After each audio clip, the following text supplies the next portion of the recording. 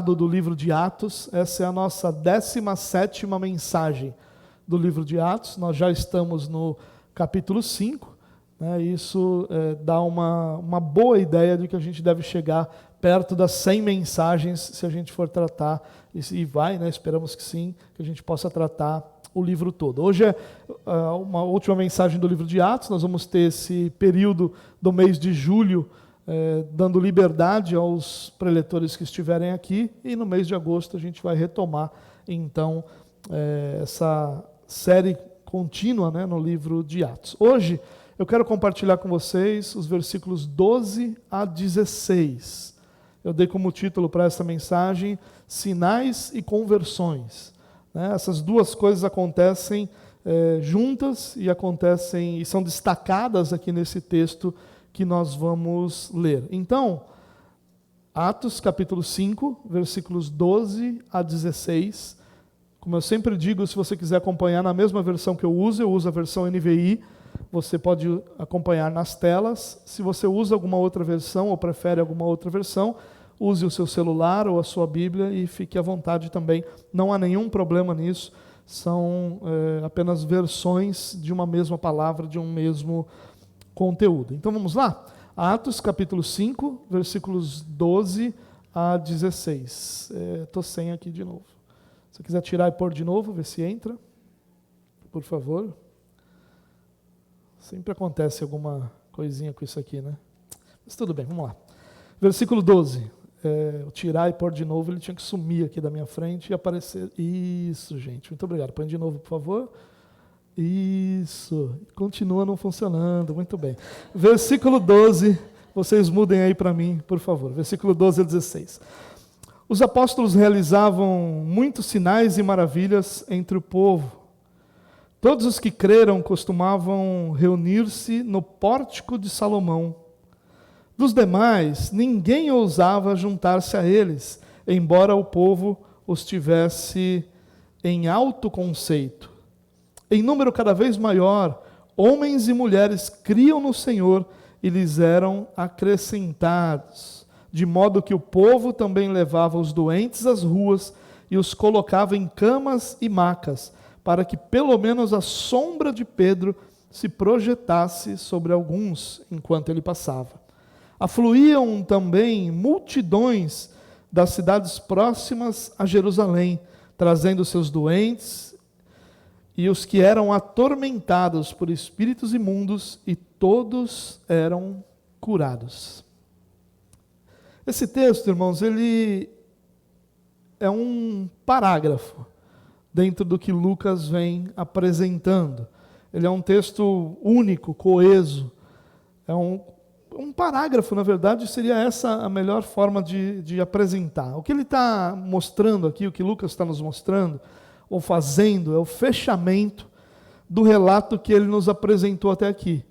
É como se ele estivesse dando uma olhada para trás, fechando a ideia para apresentar ou para continuar o seu relato, para continuar a sua apresentação da história da igreja primitiva. Nós vimos que a igreja floresceu, que ela caminhava no temor do Senhor, ao passo que ela enfrentava perseguições externas e lutas internas. Apesar de todas as dificuldades, Deus se manifestava poderosamente através dos apóstolos. É isso que o texto começa dizendo, que os apóstolos realizavam sinais e maravilhas entre o povo. E é interessante aqui, irmãos, que a ênfase que Lucas dá está nos apóstolos realizando esses sinais, realizando essas maravilhas. E por que ele faz isso? Porque ele quer demonstrar claramente que o período em questão é um período particular. É um período onde, é chamado de período apostólico, né? É um período onde, um dos períodos da história onde Deus se manifestou poderosamente sobre o povo. Existem alguns períodos da história onde isso aconteceu. A ação de Deus, ela não foi uniforme em toda a história, realizando os mesmos milagres ou a mesma quantidade de milagres o tempo todo, ou falando da mesma forma, ou até mesmo falando com o povo o tempo todo. Deus, a cada período, a cada época, ele se manifestou de acordo com os propósitos que ele tinha para cumprir com o povo, conforme o que ele precisava e queria ensinar ao povo. Ou seja, ao longo da história, Deus vai se manifestando de formas diferentes. O autor de Hebreus diz que Deus falou de muitas formas, através de muitas pessoas, de muitas maneiras diferentes ao longo da história, e que nos últimos dias fez isso através do Filho. Então, nós percebemos que o falar, que o agir, que a ação de Deus, ela é contínua no sentido de existir ao longo de toda a história. Deus nunca perdeu o controle, Deus nunca deixou de governar sobre todas as coisas, mas a forma, a maneira como Deus agia ou falava, sempre foi de acordo com o cumprimento dos seus propósitos. Esse período apostólico é um período especial da história, porque Deus concedeu aos apóstolos essa capacitação que nem sempre o povo de Deus experimentou. Nós vamos encontrar, por exemplo, Paulo dizendo assim, sobre esse assunto, Deus não me falou nada, mas eu digo a vocês tal coisa. O que Paulo está dizendo ali? O que Paulo está dizendo ali ele não tem uma revelação clara, ou seja, Deus não apareceu para ele e disse, olha, sobre esse assunto é isso. Mas, sabendo Paulo que havia sido capacitado com essa realidade que o período apostólico trouxe sobre cada um dos apóstolos, ele fala, ele tem certeza, ele tem a plena convicção de que ele podia falar em nome do Senhor sem temer que isso fosse apenas uma opinião humana. Isso é uma coisa importante da gente pensar. O período apostólico é um período onde os apóstolos impunham as mãos e o que eles determinavam acontecia. Não era um período onde se orava por uma misericórdia do Senhor e se aguardava se aquela era a vontade de Deus. Os apóstolos, eles oravam de uma forma compreendendo que a sua oração era a vontade de Deus. E, portanto, o resultado daquela oração era visto claramente. Então, é um período diferente. Os sinais ali eram as credenciais do ministério apostólico. Nem sempre ao longo da história os sinais acompanharam. Em alguns momentos, não. Em alguns momentos, o povo, inclusive, tinha a clara compreensão de que Deus estava em silêncio, por exemplo. Então, o período apostólico, ele traz, sim, muitos sinais. E esses sinais são essa credencial do ministério apostólico. São sinais da veracidade da mensagem que eles pregavam. A gente já conversou sobre isso. O que eles estão fazendo é pregar uma mensagem completamente nova. Não para os judeus, mas principalmente para o restante do mundo. Para os judeus, eles estão pregando o cumprimento da mensagem.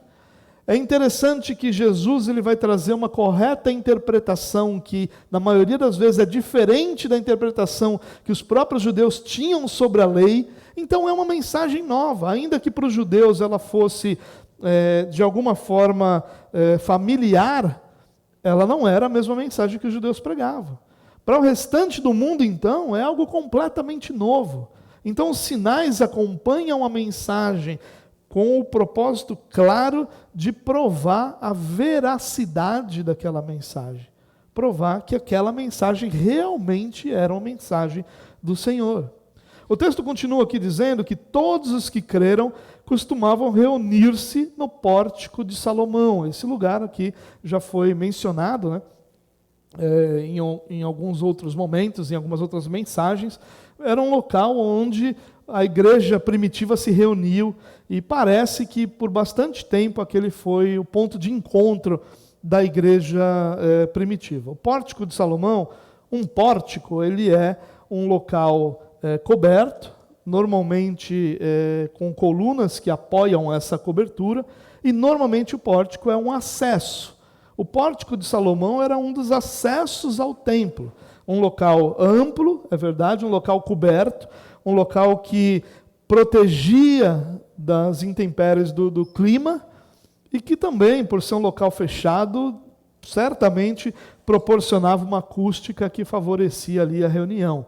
E então aquele local, por alguma razão, que deve ser uma razão muito mais prática do que espiritual, né? Pela proteção e pela questão principalmente da acústica, se tornou o lugar onde a igreja se reunia. E olha que interessante, o texto continua dizendo que dos demais ninguém ousava juntar-se a eles, embora o povo estivesse em alto conceito. O que ele está dizendo aqui? Que os que criam se reuniam no pórtico de Salomão.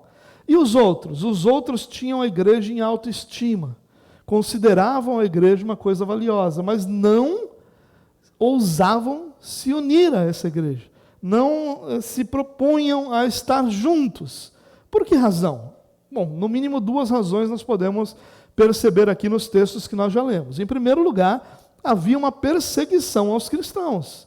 Havia, por parte dos principais líderes religiosos, uma ordem de que não se pregasse mais no nome de Jesus Cristo. Então, já havia existido prisões antes desse momento e havia a ameaça. Então, é claro que as pessoas olhavam para os líderes religiosos, viam o poder que esses líderes tinham e não ousavam se reunir à igreja. Mas havia uma outra razão também, porque unir-se à igreja pela metade também causava medo nessas pessoas, porque a história de Ananias e Safira, que nós vimos na semana passada, é uma história que causou temor em todos os que ouviram.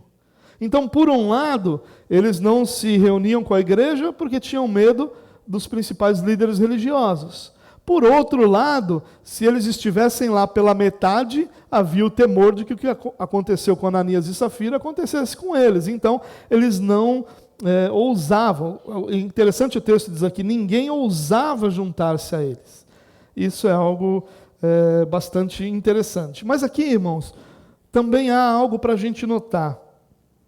Nada, e aqui talvez seja uma primeira lição para a gente destacar aqui, nada é capaz de levar o homem à conversão, exceto o próprio Espírito de Deus. Nada.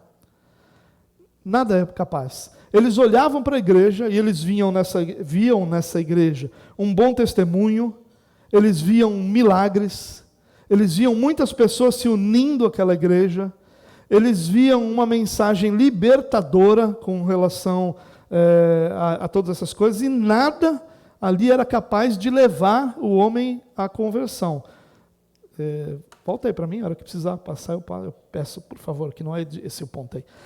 Importante, irmãos, é o seguinte, quando nós olhamos para o que está acontecendo aqui, é algo muito tranquilo. Todo mundo olha para a igreja e diz, esse pessoal é de Deus mesmo. Eles são sérios no que eles estão fazendo.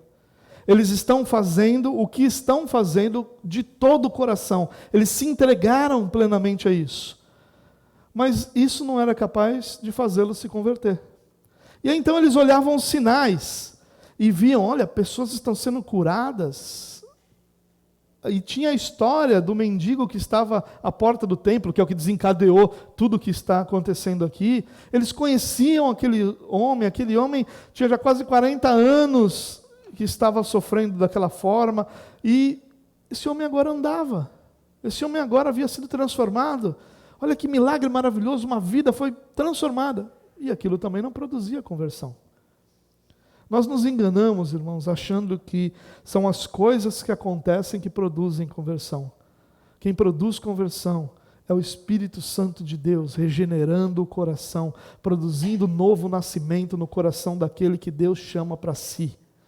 Coisas externas, fatores externos, são incapazes de produzir conversão em quem quer que seja.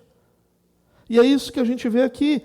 Mesmo pessoas, você talvez tenha um amigo assim, todo mundo tem um amigo que é gente boa, só falta se converter.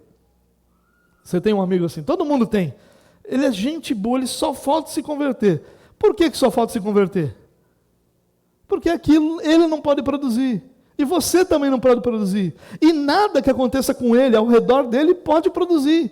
Só o Espírito Santo de Deus, regenerando aquele coração, pode produzir essa salvação. Ou seja, se você tem um amigo que só falta se converter, você tem um amigo que só falta tudo.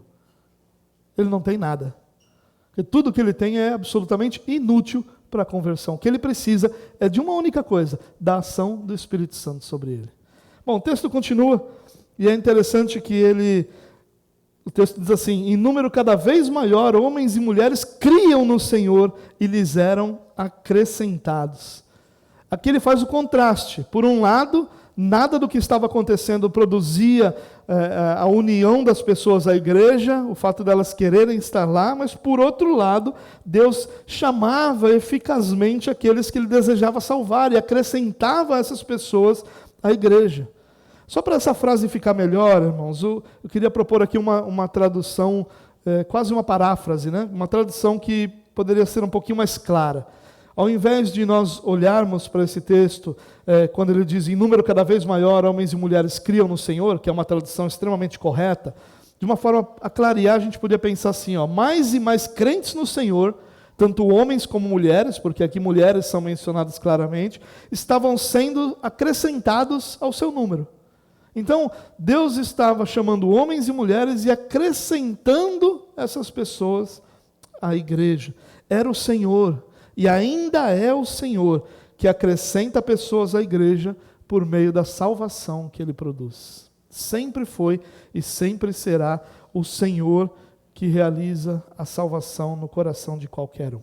Não que o testemunho, que qualquer sinal, ou o próprio fato de pessoas olharem para a igreja e admirarem alguma coisa na igreja, não que isso não seja bom. Todas essas coisas são muito positivas. Todas essas coisas são necessárias. É óbvio que nós temos a necessidade de um bom testemunho. É óbvio que seria maravilhoso se pessoas olhassem para a igreja e respeitassem, admirassem a seriedade, a clareza, a pureza, a verdade que há naquela igreja. São coisas boas, mas não produzem aquilo que só o Espírito Santo pode produzir. Bom, o povo então, e aí no versículo 15 diz aqui, que de modo que o povo também levava os doentes às ruas e os colocava em camas e macas, para que pelo menos a sombra de Pedro se projetasse sobre alguns enquanto ele passava. E aqui tem um texto complicado, né? Porque a gente olha, e nós como cristãos olhamos, que vergonha, botar ali para pegar a sombra de Pedro, esse pessoal místico, esse pessoal que fica acreditando nessas bobagens, né? O texto aqui, duas coisas. Primeiro, se refere aqui às pessoas que são salvas, aqueles que Deus estava acrescentando. Em segundo lugar, não trata isso como uma repreensão de forma alguma. E aí a gente fica numa situação complicada. É difícil quando a gente não pode criticar, né? Aí tem que explicar, né? A gente tem que entender. Criticar é mais fácil, chamá-los de místicos, chamá-los de pessoas que não compreendiam o Evangelho é mais fácil, né? Mas na verdade aqui, irmãos, por que Lucas colocou isso? Qual é o propósito de Lucas aqui? Me parece ser um só. E esse propósito não é dizer que o que estava acontecendo ali era um padrão para a igreja. Mas me parece que o que Lucas está fazendo aqui é mostrar a simplicidade da fé. A compreensão da igreja de que os apóstolos receberam do Senhor esses dons que eles manifestavam, a ponto de que não precisava nem sequer de se colocar a mão. A sombra de Pedro, eles criam que o poder de Deus que era manifestado através dos apóstolos, podia se manifestar simplesmente pela passagem de Pedro ali. É mais ou menos aquela ideia que nós encontramos quando uma pessoa se chega a Jesus e diz a Jesus, olha, eu não sou digno de que o Senhor entre na minha casa. Diga uma palavra e eu tenho certeza que vai acontecer. É a questão de que, ao contrário de ser místicos, eles eram simples. Essa é a ideia aqui. Ao invés de precisar de algum tipo de ritual, de algum tipo de situação ali, onde a mão estivesse, onde óleo fosse derramado, onde algumas vezes a oração fosse feita, simplesmente a sombra. A simplicidade da fé daqueles homens levou-os, e homens e mulheres, levou-os a colocarem os seus doentes, simplesmente para que a sombra de Pedro pudesse passar. Esse não é o tema central desse texto. A sombra de Pedro, ela vai aparecer num outro momento, uma situação semelhante com Paulo, mas não é aqui de forma nenhuma o ponto central. No versículo 16, diz assim, afluíam também multidões das cidades próximas a Jerusalém, trazendo seus doentes e os que eram atormentados por espíritos imundos, e todos eram curados. Esse é um elemento crucial do período apostólico. Todos eram curados. Não eram alguns, não eram os que tinham fé. aqueles doentes, muitos daqueles doentes que eram colocados ali, eles nem sequer conheciam a Jesus. Eles eram levados por pessoas que sabiam que ali, através de Pedro e dos outros apóstolos, Deus estava manifestando misericórdia para o povo e cura estava acontecendo. E a notícia se espalha, e de vários outros lugares aqui, na verdade aqui de cidades próximas a Jerusalém, as pessoas traziam seus doentes, e aqui tem um outro grupo incluído, aqueles que eram atormentados por espíritos imundos. Esses também eram libertos. Olha que interessante. Pessoas traziam seus doentes em busca de cura, seus endemoniados em busca de libertação, e muitos milagres eram realizados. E essa era uma declaração de que Jesus estava vivo. Declaração de que aquela mensagem, porque a mensagem central do Evangelho ali é: o Cristo que vocês mataram, ou seja, o povo de Israel matou, está vivo. Ele não permaneceu morto. Deus o ressuscitou e o fez Senhor e Cristo. Essa era a mensagem. O Cristo veio, o Salvador chegou. Vocês o mataram, mas Deus o ressuscitou. E a prova de que ele está vivo é a manifestação do seu poder através dos apóstolos, com todos esses milagres. Todos os que eram levados eram curados, todos os endemoniados eram libertos. Bom, para a gente ter uma realidade como essa, fica bastante claro para nós que é um período especial da história, que isso nós não vemos isso hoje, infelizmente. Não que a gente não gostasse, claro que nós gostaríamos de que todos os nossos doentes pudessem ser curados. Claro que isso alegraria o nosso coração. Não há nenhuma alegria no coração de ninguém de que o doente permaneça doente. Mas nós entendemos que esse era um período apostólico, uma capacitação dada aos apóstolos, para que a mensagem que os apóstolos traziam, inspirada por Deus, fosse também crida através dos sinais. Mas esse versículo final aqui, irmãos, ele também traz uma preparação de Lucas, quase que um pano de fundo para o que vai acontecer dali para frente. Porque dali para frente, como a gente diria de uma forma popular, o bicho vai pegar. Dali para frente, essa igreja tranquila não existe mais. Dali para frente, ainda que, e a igreja sempre experimenta períodos de paz, né? A igreja começa a enfrentar perseguições muito mais sérias, muito mais duras, lutas, batalhas muito mais profundas do que as que eles viveram até aquele momento. A perseguição, a morte de apóstolos, a prisões em grande número, o espalhamento dos cristãos por todo o império, ou seja, coisas muito mais difíceis começam a acontecer. E Lucas está preparando aqui, dizendo, olha, muitos milagres estavam acontecendo, ao ponto de que pessoas de outras cidades estavam vindo buscar os apóstolos, e isso ameaçava o império religioso que havia sido construído em Jerusalém. Ameaçava o poder que esses líderes religiosos tinham, porque agora alguém que nem é alguém que eles criam, ensinam, nem nada, é quem tem o lugar central. Não é mais a lei, não são mais os rituais, não é mais o sacerdote, não é mais nada disso. Tudo isso passou e agora em Cristo, e de uma forma até simples, uma fé simples, toma o lugar de todo aquele sistema religioso extremamente elaborado e desenvolvido. Aquilo trouxe ameaça. E por causa dessa ameaça é que a perseguição acontece. Ou seja, tal agir de Deus não passaria desapercebido dos religiosos judeus. Irmãos, eu queria, agora que eu dei uma explicada de forma simples aí o que esse texto nos mostra, eu queria destacar dois princípios que nós podemos extrair aqui desse texto. Eu sei que talvez o número 2 não seja muito comum nas mensagens, né? A gente está sempre buscando 3 pontos, né? Mas, como eu não sou todo mundo, eu não vou fazer uma mensagem de 3 pontos. Minha mãe me ensinou que eu não sou todo mundo, então minha mensagem hoje tem 2 pontos. 2 princípios que esse texto me ensina e que eu creio que sirvam para a vida toda e para todos os outros momentos da nossa vida também. Primeiro princípio: nada pode parar o avanço do Evangelho. Isso nós aprendemos aqui. Perceba que, em primeiro lugar, houve uma perseguição externa. Os apóstolos foram presos, ameaçados, disseram de forma muito clara e ameaçadora que eles não deveriam mais pregar no nome do Senhor, e eles continuaram pregando. Depois houve uma ameaça interna, a hipocrisia de Ananias, de Safira, que ameaçava a santidade, a pureza da igreja, e Deus vai lá e mais uma vez trata aquela situação, e agora a igreja continua seguindo adiante com muitos milagres, com muita coisa acontecendo, com pessoas se convertendo, com Deus trazendo para si muita gente, ou seja, nada do que foi planejado contra o evangelho prosperou. A igreja continuou crescendo, a igreja continuou avançando. Se nós cremos, irmãos, que é o Espírito Santo quem acrescenta à igreja aqueles que são salvos, nós não precisamos temer qualquer que seja a batalha que nós como igreja enfrentarmos, porque o Espírito Santo não está limitado a nenhuma dessas batalhas. Nada pode parar o avanço do Evangelho, nada.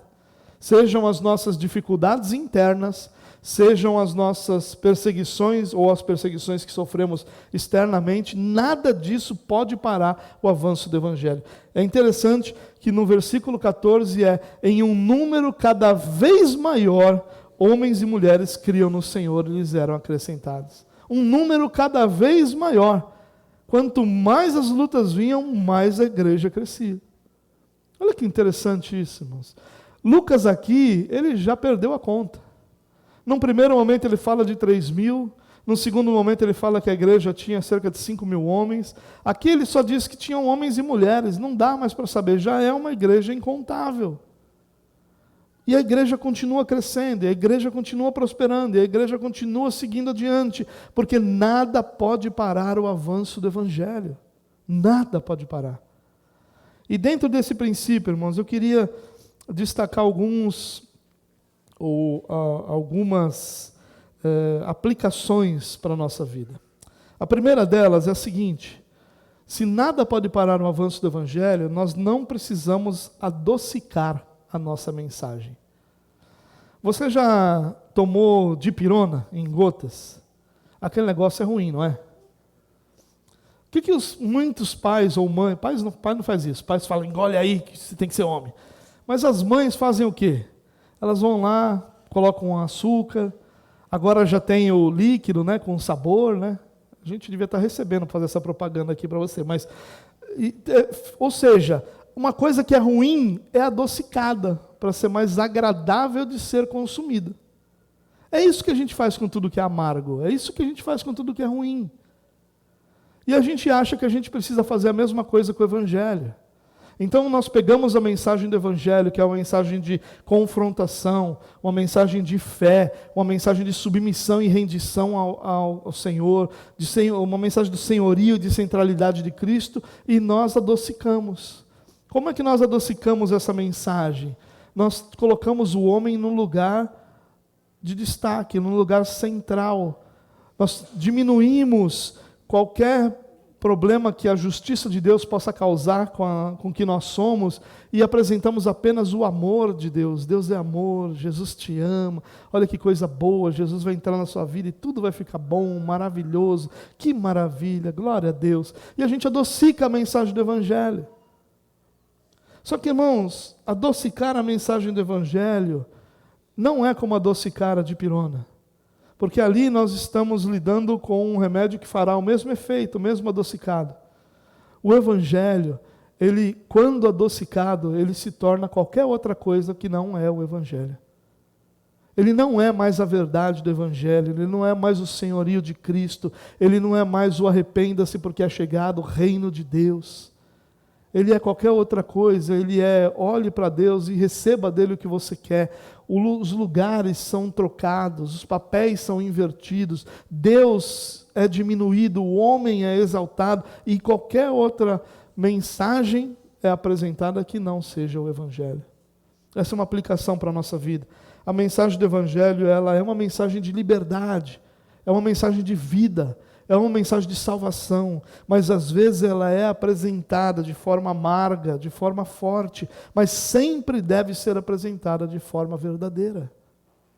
Não caia na tentação de adocicar o Evangelho, como se fosse por causa disso que as pessoas vão te dar ouvidos. As pessoas só te darão ouvidos na pregação do Evangelho se o Espírito Santo dê a elas ouvidos para ouvir, senão você pode adocicar o que for, você pode preparar os melhores sermões, você pode fazer a melhor apresentação do Evangelho, que não servirá para nada. A pregação do Evangelho, ela é usada pelo Espírito Santo de Deus para transformar corações, para atrair para Deus pessoas que Deus deseja salvar. Então, claro que você deve fazer uma apresentação correta, você deve fazer uma apresentação verdadeira, você deve fazer uma apresentação amorosa do Evangelho, porque o Evangelho é a manifestação do amor de Deus, mas você não precisa adocicar essa mensagem, diminuir Cristo, diminuir sua justiça, diminuir sua severidade, nada disso é necessário, porque quando o Evangelho atinge um coração, a primeira coisa que aquela pessoa faz é se arrepender de todos os seus pecados. Não é achar Jesus bonito, não é achar Jesus lindo, é se arrepender dos seus pecados. A segunda aplicação dentro desse princípio de que nada pode parar o Evangelho é que nós não precisamos temer as ameaças ao nosso redor. Nada pode impedir Deus de salvar, irmãos. Nada pode impedir Deus de salvar. A gente às vezes parece que não percebe isso. E nós vivemos temendo as ameaças ao nosso redor. Nós tememos tudo, nós tememos sobre nós sabermos ou não falar de uma forma correta, nós tememos se aquela pessoa vai gostar ou não de nós apresentarmos o Evangelho para aquela pessoa. Sabe, isso tudo são os temores que nós temos e fazem com que a gente se cale. Nós tememos nos posicionar, porque hoje existem muitos rótulos ruins para aqueles que são conservadores. Existem muitos rótulos ruins para aqueles que defendem a verdade do Evangelho. Rótulos que são ruins exatamente para nos fazer temer. Temer a expressar a nossa própria convicção, a nossa própria fé. E nós vivemos temendo. Nós não precisamos temer as ameaças ao nosso redor. Nada pode impedir Deus de salvar. Nada. E a terceira aplicação dentro desse princípio de que nada pode parar o avanço do Evangelho é que nós podemos confiar na ação do Espírito Santo através da pregação do Evangelho. Uma vez uma pessoa me disse, aliás, isso é bastante comum quando a gente fala o que a gente fala, pessoas digam assim, se é isso aí, para que eu vou pregar o Evangelho? E eu penso, irmãos, que é exatamente o contrário. Se alguém me dissesse assim, olha, é porque você pregou o Evangelho de uma forma tão bem feita que aquela pessoa se converteu, você pregou de um jeito que aquela pessoa entendeu tudo, por isso ela se converteu, aí eu estaria desanimado. Porque isso dependeria da qualidade da minha pregação, dependeria da qualidade da minha apresentação do Evangelho, dependeria das minhas palavras, da minha eloquência, da minha capacidade de convencimento, e tudo isso não pode ser levado em conta quando nós estamos falando de eternidade, irmãos. Você já imaginou Deus deixar a eternidade de alguém dependente da qualidade das minhas palavras? Isso seria uma tragédia. Isso seria desanimador para todos nós. Mas é ao contrário. É porque é o Espírito Santo de Deus que torna as minhas palavras compreensíveis para aqueles a quem Ele abre o coração, que eu devo pregar. Mesmo quando as minhas palavras não são as melhores, mesmo quando a minha expressão não é melhor, mesmo quando a minha eloquência não é tão boa, ainda assim eu devo pregar a simplicidade e a verdade do Evangelho, confiando que o Espírito Santo de Deus é quem transforma corações e usa, porque Deus determinou que seria através da pregação do Evangelho que pessoas seriam alcançadas, e Deus usa essas palavras. Não quer dizer que eu preciso pregar de qualquer jeito. Deus não está chamando Jonas. Você não é Jonas, que sai andando pela cidade, pregando uma mensagem rasa, corrida, sem compromisso. Não é isso que eu estou dizendo. Você tem que ter compromisso com as pessoas com quem você evangeliza. Explicar a melhor forma possível, da melhor maneira possível. Mas não é por causa dessa qualidade, é por causa do que o Espírito Santo faz com as palavras que você está apresentando, que alguém se rende ao Evangelho. Por isso, nós podemos confiar na ação do Espírito Santo, através da nossa pregação do Evangelho. Confie, para de tentar imaginar que é só se a estratégia de marketing for boa, é que as pessoas vão se converter. Pare de acreditar que é porque você fez alguma coisa que ninguém fez ainda, que aquelas pessoas foram alcançadas. Não é. Pode ser que Deus te dê uma estratégia que ninguém usou ainda. Você pode ter certeza que essa estratégia ela vai ser só a porta de entrada, porque é o Evangelho usado pelo Espírito Santo que trará corações à presença de Deus. O segundo princípio que eu queria compartilhar com vocês aqui é esse. Os sinais nos lembram de quem Deus é e do que Ele pode fazer. Quando a gente olha para esses sinais, irmãos, nós devemos ser lembrados de quem Deus é e do que Deus pode fazer. Você consegue imaginar a força que tem uma frase "e todos eram curados"? Imagina a força que uma expressão dessa tem. Nós não estamos falando de caroços foram curados. Nós não estamos falando de dor de cabeça que passou. Nós estamos falando de enfermidades que faziam com que pessoas fossem colocadas no caminho de Pedro, para que Pedro, passando, tivesse sua sombra sobre essas pessoas. Provavelmente aqui nós estamos lidando com casos completamente sem esperança. Casos de pessoas que, como aquela mulher do fluxo de sangue, já havia tentado de tudo e não havia mais nenhum pingo de esperança, talvez no coração das pessoas que estavam sendo levadas. Havia sim fé no coração daqueles que as levavam, mas as que eram levadas, a gente não tem nenhuma palavra aqui dizendo que essas pessoas iam cheias de expectativa. Muitas vidas daquelas que estavam no caminho, que foram curadas, eram vidas que já haviam passado, pessoas que já haviam desistido de viver, perdido a esperança. E Deus transformou dezenas, centenas, talvez milhares de vidas numa única passagem. Esse é o Deus que nós servimos, irmãos. Às vezes parece que nós estamos servindo a um Deus que nós mesmos criamos, porque nós estabelecemos regras para o que esse Deus é ou não é. E nós perdemos de vista aquilo que Deus é, quem Ele é e o que Ele pode fazer. Sabe, talvez possa existir dúvida em nosso coração sobre se Deus deseja fazer aquilo naquele momento para cumprir os seus propósitos. Mas nunca deve existir dúvida em nosso coração sobre se Deus é capaz de fazer o que eu preciso. Nunca. Porque o Deus que nós servimos, Ele deve ser lembrado como aquele que criou os céus e a terra. Como aquele que nesse momento curou todos os que eram colocados diante dos apóstolos. Sejam por doença, seja por espíritos imundos. O que quer que seja. Sabe, irmãos, hoje nós vivemos numa época em que houve um teólogo no século XX, chamado Rudolf Bultmann. Esse camarada ele falou muito sobre algo chamado desmitologização. Ele talvez seja talvez não, certamente é, um dos precursores do que a gente chama hoje de teologia liberal. O Bultmann ele começou a tentar explicar os milagres como se fossem mitos, tratar os milagres como se fossem mitos e desmitologizar. Ou seja, ele começou a ensinar a igreja de que aqueles milagres não eram bem milagres. E que aquilo ali talvez fosse um mito com a moral da história. Sabe quando você conta uma história e aí você diz assim, a moral da história é tal coisa? Era mais ou menos assim. O milagre era uma história contada que tinha uma moral da história por trás. Só para que você entendesse a moral da história. Porque Deus, é claro, não é capaz de ensinar direto, então Ele precisa que você interprete e descubra a moral da história. Isso não parece nem estúpido para ele, e não parece para um monte de gente, mas é estúpido. Se Deus não é capaz de ensinar você diretamente, precisa que você descubra a moral da história. Aliás, isso aconteceu muito no início da história da igreja, os iluminados, né? Aqueles que tinham um conhecimento e uma compreensão iluminada.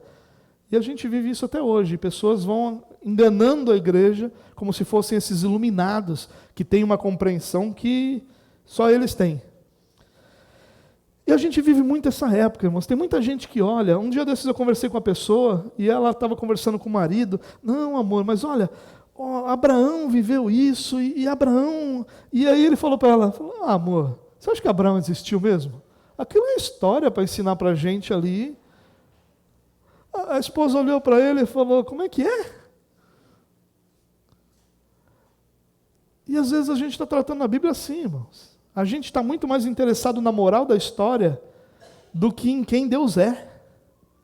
E a gente caiu nesse conto do vigário, e a igreja tem caído nesse conto do vigário, e infelizmente a igreja brasileira tem abraçado isso de uma forma incompreensível. Quando não, a igreja tem abraçado um outro problema da nossa geração, que é o existencialismo. A igreja tem abraçado essa ideia de que as experiências é que têm valor, de que é através das experiências que nós entendemos as coisas. E aí as pessoas fazem o seguinte, elas vão orar, e de repente ali elas oram, com um joelho no chão e um pé no chão. Assim, entendeu, né? Um joelho só. E Deus respondeu, agora pronto, eles chegam na igreja e dizem, essa é a nova revelação de Deus. Você está orando com os dois joelhos no chão, é por isso que Deus não está te ouvindo. Ele ouve quem bota um joelho só. Você ri, mas tem gente dizendo coisas piores do que isso. Dizendo que Deus só ouve oração de madrugada, dizendo que Deus só ouve oração quando você faz um sacrifício, Deus cobrando de você coisas que Ele nunca ensinou nas Escrituras. E a gente vai valorizando, por quê? Porque alguém teve uma experiência pessoal que foi verdadeira, mas que não aconteceu pela razão que ela acha que aconteceu por misericórdia, por graça, por bondade, mas ela acha que foi porque botou um joelho só no chão, e ela ensina aquilo, e a gente vive um pouco disso, irmãos. De um lado tem um grupo que é a experiência, se não tiver experiência, se eu não sentir um arrepio, se não rupiar, não é Deus. Por outro lado, tem gente que não acredita em nada. O pastor está lá pregando e falando, Deus pode, ele... Pode nada. Não, porque Deus deu vista ao cego. Deu nada. Eu tenho uma pessoa, já contei isso aqui para vocês, que um dia me levou num lugar em Itanhaém, onde a maré baixa deixava um caminho direto para uma ilha. Ele falou, foi igualzinho aconteceu lá com o faraó e com os egípcios. A maré ficou baixa e Moisés passou.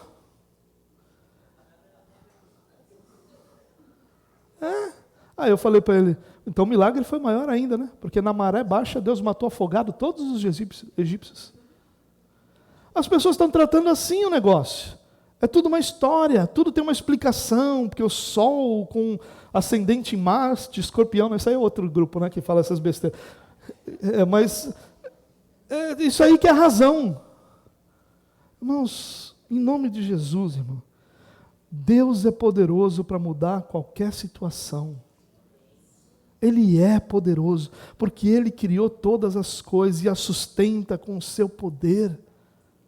É a poderosa mão de Deus que sustenta todas as coisas. Todo o resto é embalagem. Todo o resto é perfumaria. É Deus quem criou e que sustenta todas as coisas com sua forte mão. É nisso que deve estar a nossa esperança. Essa é a aplicação dessa verdade para nós, de nós nos lembrarmos de quem Deus é, do que Deus faz. Confie que Ele é poderoso para mudar qualquer situação. É isso que os crentes criam, por isso eles levavam para que a sombra passasse. Eles criam que Deus podia, que Deus era poderoso, e eles enxergaram que Deus tinha concedido aos apóstolos essa capacidade, esse poder para que pessoas fossem curadas, e eles se submeteram ao que Deus estava fazendo, confiando que Deus podia mudar toda a situação. A segunda aplicação desse princípio, irmãos, está um pouco conectado a isso. Não dependa de rituais mirabolantes para a ação de Deus.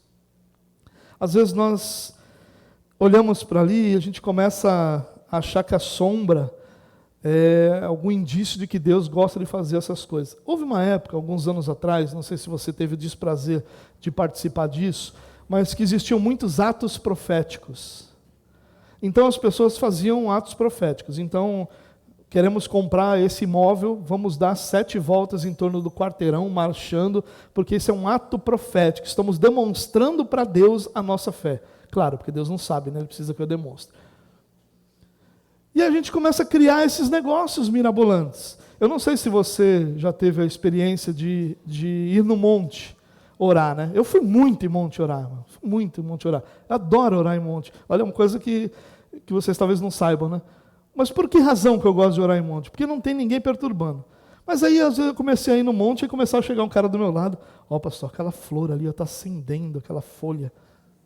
Eu falei, irmão, pô, saí da minha casa, vim orar para você ficar me perturbando com a folha que está acendendo. Vai lá pegar a folha, pô, deixa eu orar quieto. Você sabe que eu sou uma florzinha, né? Então, meu amor nessas horas assim se manifesta de forma profunda. E o cara ficava lá preocupado com a folha que está acendendo. E a gente acha que evangelho é isso, a gente fica vendo o anjo voando para cá e para lá. Olha, eu estou vendo uma chave ali, eu estou vendo um carro ali. E a gente quer ver coisa. Mas nós não fomos chamados para ver, mas nós somos chamados para crer. Deus pode fazer essas coisas? É claro que pode. É claro que pode. Eu já vivi muitas experiências assim. Eu não sou incrédulo com relação a isso. A questão é, minha fé não pode depender disso. Se Deus quiser fazer, Ele que faça. Ele é Senhor sobre tudo. Mas Deus me livre de eu depender dessas coisas. De eu depender de um monte para eu orar. De eu depender da folha acender para que eu saiba que Deus está ali. Que Deus me livre dessa fé miserável. Porque isso é uma vida miserável, irmão. Uma vida onde você precisa ver. É uma vida de um coração vazio. Porque o coração que crê, ainda que ele não veja nada, ele sabe, Deus está ali. Ver é um bônus, se Deus quiser fazer. Se Ele não fizer nenhuma folha acender, louvado seja Deus que me concedeu tempo orando. Me concedeu tempo para estar diante dEle, me concedeu o privilégio de buscá-lo, e o que eu menos quero ver é folha acendendo, porque já é tão difícil orar. Quando vou orar, eu quero orar. Não dependa disso, irmãos. A sombra aqui, ela vai representar só a simplicidade da fé. Não é nenhum ritual, nenhuma mandinga, nenhuma mágica que move Deus. Devemos apenas expressar nossa fé e confiar naquele que pode realizar o milagre. E a última aplicação que eu queria destacar desse princípio, irmãos, é que Deus tem alegria em sua vitória. A igreja parece que esqueceu isso. Parece que a igreja acha que Deus tem prazer no seu sofrimento. É claro que não existe vida cristã sem sofrimento. Não existe vida cristã sem cruz. Não existe vida cristã sem abrir mão da sua própria vida, não existe vida cristã sem renúncia, não existe. Então o sofrimento faz parte do cristianismo, faz parte da vida do cristão, mas isso não quer dizer que Deus está lá no seu trono e olha o nosso sofrimento e sorri, dizendo, é isso que eu queria para o meu filho. O sofrimento, ele existe por uma única razão, por conta do pecado.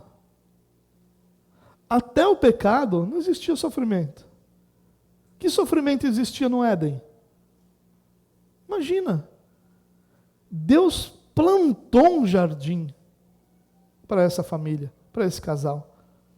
Eles tinham tudo, inclusive a presença diária de Deus. Nada lhes faltava. Não tinha sofrimento ali, o sofrimento é fruto do pecado, irmãos. É claro que Deus não tem prazer no sofrimento de ninguém. Deus usa sim o sofrimento, Deus molda o nosso caráter. O sofrimento é o melhor professor que um cristão pode ter. Mas ele não alegra o coração de Deus. Deus tem alegria na sua vitória. Outro dia eu escutei um homem dizendo uma coisa que me tocou muito. Você já percebeu? E talvez você diga assim, eu não acho que Deus gosta do sofrimento das pessoas. Eu vou te fazer uma pergunta então. Você já fez alguma promessa? A promessa que você fez incluía você sofrer para pagá-la ou não? Para pensar comigo. A pessoa diz assim, se Deus me conceder essa graça, eu vou de joelhos daqui até ali. Isso, tá bom, você foi de joelhos. Isso serviu para quê exatamente? Para alegrar o coração de Deus no seu sofrimento? E sofrer andando de joelhos? Ou você acha que haveria muito mais alegria no coração de Deus se você dissesse assim, se Deus me conceder essa bênção, eu vou fazer um churrasco e chamar todos os irmãos da igreja para participar.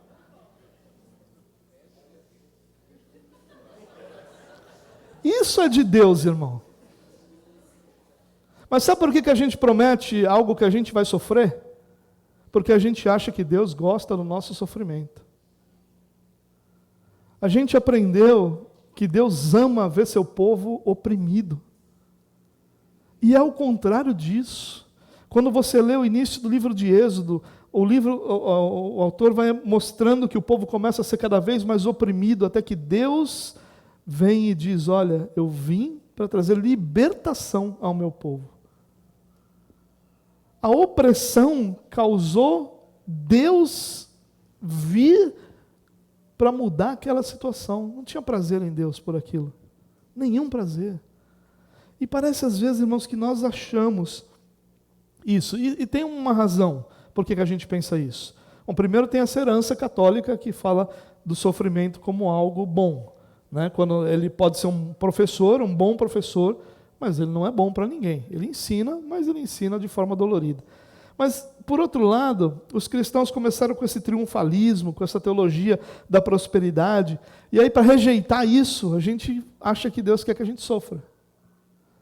A rejeição de uma teologia errada, irmão, não é abraçar o oposto dela, porque ela é tão herege quanto aquela teologia errada. A rejeição de uma teologia errada é abraçar a teologia bíblica, é a verdade bíblica. Essa é a maneira correta da gente rejeitar. Então, qual é a teologia bíblica sobre isso? Deus usa o nosso sofrimento para nos ensinar. A vida cristã sempre estará envolvida em sofrimento. Por quê? Porque o mundo em que nós vivemos é um mundo caído, dominado por Satanás, onde o pecado é presente. E onde o pecado será presente, sempre haverá oposição à santidade. Por isso a gente sofre. Mas, ao mesmo tempo, não há alegria no coração de Deus pelo sofrimento de quem quer que seja. Deus se alegra com a vitória dos seus filhos.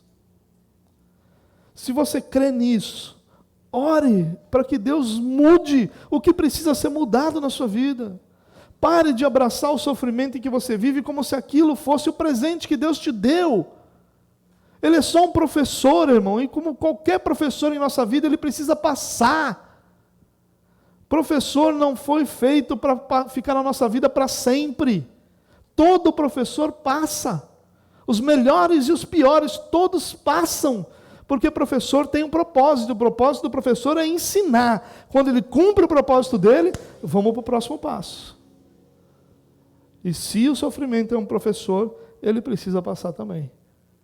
A não ser que nós, como alunos ruins, permaneçamos repetindo de ano, como acontecia com muitos aí. Irmãos, nós não podemos perder a noção de que Deus nos proporciona vida em sua plenitude. Jesus disse isso. Eu vim para que vocês tenham vida. Na versão NVI diz, e a vivam plenamente. Nas versões Almeida diz, eu vim para que vocês tenham vida e vida em abundância. O propósito de Deus é que nós possamos experimentar a abundância que há em Cristo Jesus, sem largar a nossa cruz, sem deixar de viver a dureza da tentativa de uma santidade no mundo caído, sem deixar de viver o que Jesus disse, que se odiaram a Ele, odiariam seus discípulos também. Isso vai fazer parte da nossa vida, mas nós nunca vamos abraçar o sofrimento como alvo para a nossa vida, ou como destino para a nossa vida. Deus tem alegria na vitória dos seus filhos. Portanto, irmãos, ore, que o ensino dessa igreja, que ia buscar os seus doentes, os seus endemoniados, para colocar diante do poder de Deus, seja motivador para nós, em buscarmos essa mesma transformação para aquilo que precisa mudar em nossa vida e para aquilo que precisa mudar na vida daquelas pessoas com quem nós nos relacionamos. Que Deus nos abençoe, que nós paremos de debater sobre se esses milagres são para hoje ou não, e a gente possa se voltar para a grande verdade desse texto. Deus é poderoso, ama os seus filhos e cuida de cada um deles, como um pai cuida dos seus filhos. Pai, nós te louvamos e reconhecemos quem Tu é, Deus. Reconhecemos o Teu amor, Tua bondade, Tua graça, Tua misericórdia. Reconhecemos que o Senhor é Deus generoso, misericordioso, gracioso para com todos nós. Nós não reconhecemos, Deus, esse triunfalismo ou essa teologia da prosperidade como teus ensinos, mas nós também não queremos rejeitar a tua verdade de que o Senhor é um Deus que cuida dos seus filhos, que o Senhor é um Deus que sustenta os seus filhos, que concede vitórias aos seus filhos, que leva os seus filhos a realidades diferentes e superiores àquelas que eles já experimentaram, para a glória do teu próprio nome, Deus. Na vitória dos seus filhos, há a tua alegria. Nós temos certeza que o teu cuidado, que a tua bondade, que a tua graça sobre nós há de tornar o sofrimento da vida menos pesado e trazer paz e alegria ao nosso coração durante a jornada, até que nós nos encontremos com o Senhor. Louvado seja o teu nome, Deus, por tudo, por quem tu és, pelo que o Senhor fez, em nome de Jesus, Pai. Amém.